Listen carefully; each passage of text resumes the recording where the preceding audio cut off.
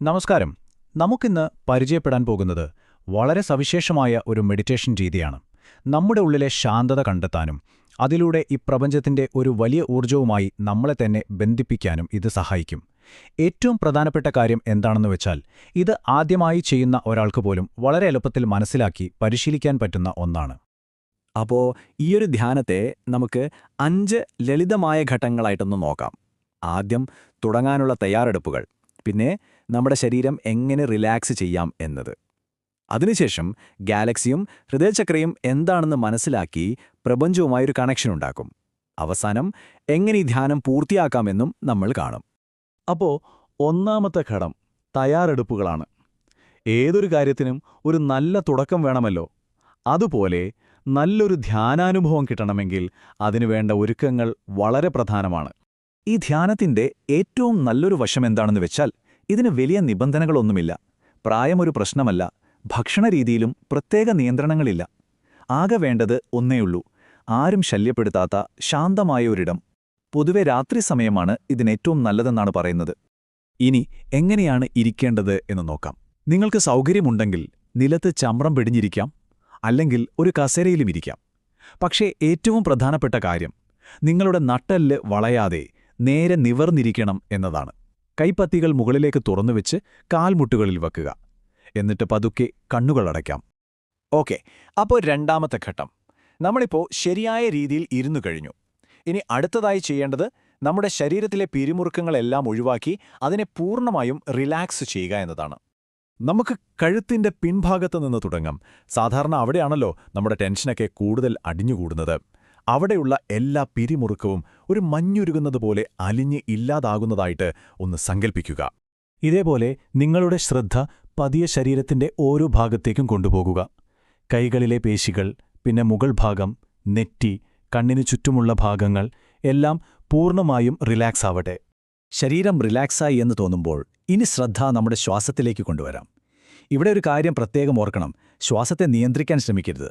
അത് വേഗത്തിലാക്കാനോ പതുക്കെയാക്കാനോ ഒന്നും നോക്കണ്ട. ശ്വാസം ഉള്ളിലേക്ക് വരുന്നതും ഒരു നിമിഷം ഉള്ളിൽ നിൽക്കുന്നതും പിന്നെ പുറത്തേക്ക് പോകുന്നതും ഒരു സാക്ഷിയെപ്പോലെ നമ്മൾ നിരീക്ഷിക്കേ വേണ്ടൂ. നിങ്ങളിങ്ങനെ പൂർണ്ണമായും റിലാക്സായിരിക്കുമ്പോൾ ചിലപ്പോൾ ശരീരത്തിൽ ചെറിയൊരു വിരയാൽ പോലെയോ അല്ലെങ്കിൽ ഒരു നേരിയ ചൂടോ ഒക്കെ അനുഭവപ്പെടാൻ സാധ്യതയുണ്ട്. അത് തികച്ചും സാധാരണമാണ് കേട്ടോ. അതൊന്നും കാര്യമാക്കണ്ട. അത് നമ്മുടെ ശരീരം വിശ്രമിക്കുന്നതിന്റെ ഒരു സൂചനയാണ്. ഇനിയാണ് നമ്മൾ ഈ മെഡിറ്റേഷന്റെ ഏറ്റവും പ്രധാനപ്പെട്ട ഭാഗത്തേക്ക് വരുന്നത്, മൂന്നാം ഘട്ടം. ഇവിടെ നമ്മൾ 2 ആശയങ്ങളാണ് മനസ്സിലാക്കാൻ പോകുന്നത്: ഗാലക്സിയും ഹൃദയചക്രയും. നമ്മുടെ മനസ്സിൽ കാണേണ്ട ഈ 2 ചിത്രങ്ങളാണ് ഈ ധ്യാനത്തിന്റെ ഒരു അടിത്തറ എന്ന് പറയുന്നത്.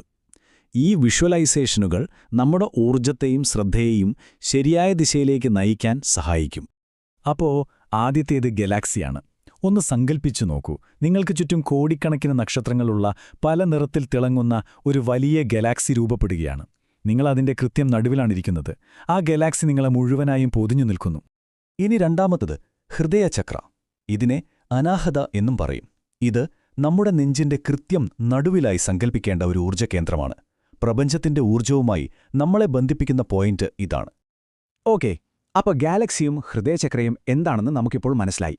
ഇനി 4ാം ഘട്ടത്തിലേക്ക് കടക്കാം. ഈ ഘട്ടത്തിലാണ് നമ്മൾ പ്രപഞ്ചവുമായി ശരിക്കും ഒരു ബന്ധം സ്ഥാപിക്കാൻ പോകുന്നത്.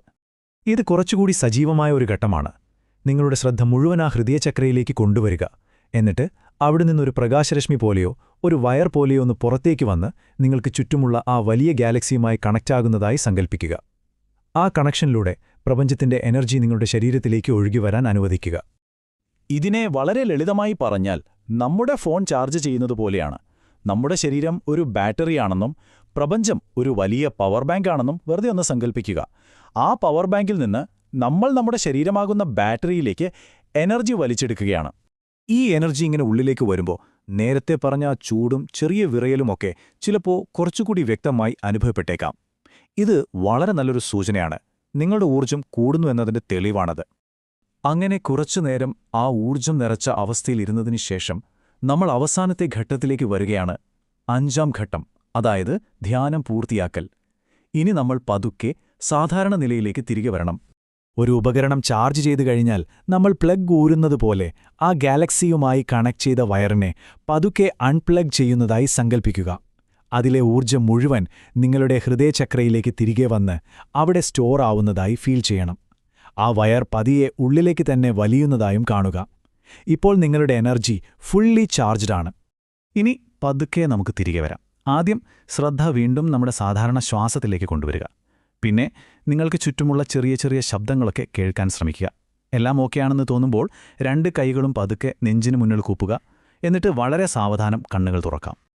ഇതിന്റെ ഏറ്റവും നല്ല റിസൾട്ട് കിട്ടാൻ എല്ലാ ദിവസവും പ്രാക്ടീസ് ചെയ്യുന്നത് നല്ലതാണ്. ഒന്നുകിൽ രാവിലെ എഴുന്നേറ്റ ഉടനെ ഒരു ദിവസം തുടങ്ങാൻ, അല്ലെങ്കിൽ രാത്രി ഉറങ്ങുന്നതിന് തൊട്ടുമുൻപ് ശാന്തമായി ഉറങ്ങാൻ.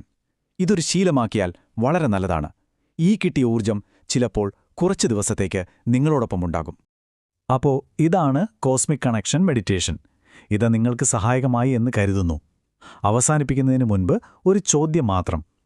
ഇങ്ങനെ പ്രപഞ്ചത്തിൽ നിന്ന് ഊർജം കിട്ടിക്കഴിയുമ്പോൾ അത് നിങ്ങളുടെ ഓരോ ദിവസത്തെയും എങ്ങനെയായിരിക്കും മാറ്റാൻ പോകുന്നത്? ഒന്ന് ചിന്തിച്ചു നോക്കൂ.